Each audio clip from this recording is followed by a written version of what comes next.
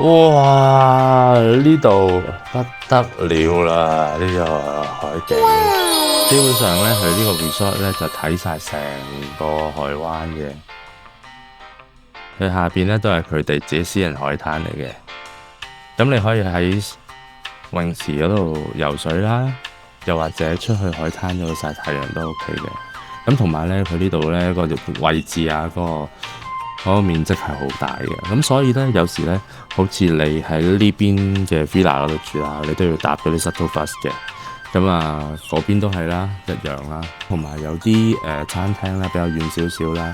咁啊，啲餐廳都遍佈住喺呢個 resort 嘅每一個位置嗰度。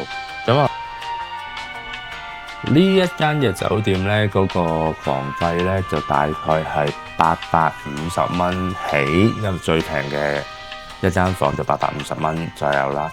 咁咧我就用咗佢呢個嘅升級券，咁所以咧就升級咗呢個海景套房俾我。因為其實咧我本身咧以為咧其實佢嗰個升級券咧可以升到 villa 俾我嘅，咁原來係就係可以升到呢個套房就呢個套房都幾好啊！我覺得呢個套房都物超所值啊！講你聽到即係你9嚿水都唔使喎，住呢個咁樣。一房一廳，佢仲有2個廁所咁樣，張床仲要咁鬼死好瞓。咁啊出邊啊嗰度啊，呢個海景啊，無敵大海景啊，你睇足成晚啊！呢度黐線啊，呢度好靚啊！呢度跟住咧，最重要係乜嘢咧？最重要係呢一間酒店咧，最筍嘅嘢係咩咧？真係大癲啊！呢件事係你可以上午11點嚟 check in 啦，跟住你知唔知可以 stay 到幾耐啊？stay 到第二日嘅下午6點鐘啊！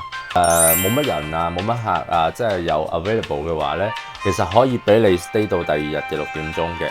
咁咧你自己計下啦，11點喎，去到第二日嘅18:00喎，有31個鐘你可以喺度玩啊！呢度有排你玩都得，你基本上你行勻成個海灘，你去完嗰個珍珠樂園都得啊！真係，哇！你話係咪筍啊？大癲啊！呢件事真係〜